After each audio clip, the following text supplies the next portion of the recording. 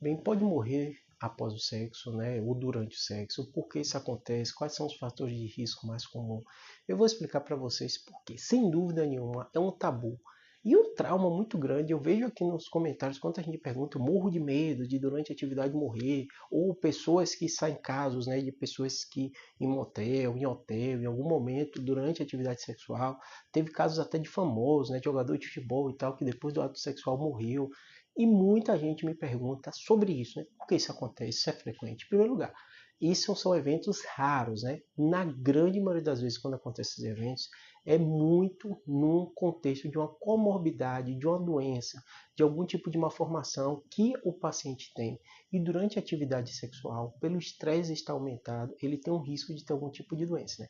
A grande maioria das doenças são doenças cardiovasculares. Só para vocês entenderem, a gente sabe que o que mais mata no Brasil é AVC e infarto. Normalmente, quando você vê número de mortes, você não imagina como aquela pessoa morreu. Geralmente, essa pessoa morreu num momento de estresse. Ou porque brigou de alguém, ou foi fazer uma atividade que não estava acostumada de fazer, né? Ou durante a atividade sexual, ou durante algum momento correu, se estressou, brigou, porque esse momento é onde seu sistema cardiovascular ele é estimulado e ele sofre esse estresse e é o momento que as pessoas frequentemente acabam sentindo dor no peito e de repente morrendo.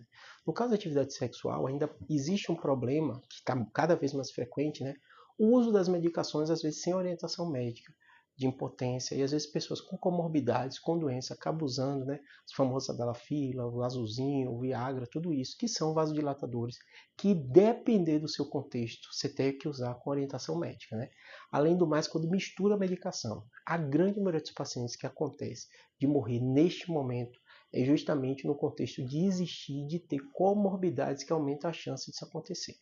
Existem casos, né, como aconteceu e saiu na imprensa em todo lugar, e vocês mandaram aqui comentários, né, de situações de uma atividade normal de pessoas jovens, de ter variações anatômicas no órgão sexual feminino e gerar algum tipo de ruptura. Isso é raríssimo, raríssimo de acontecer. Mas, obviamente, o paciente que acompanha com o ginecologista, faz toda a avaliação, ele vai provavelmente identificar algumas situações. Mas isso é o raro de acontecer. O mais comum são problemas vasculares, né? Obviamente, existem condutas e manejos que introduzindo objetos, as coisas que aí é muito arriscado, porque você pode ter ruptura, né, de regiões ali que são sensíveis, né, dos órgãos sexuais, então tem que ter muito cuidado com isso.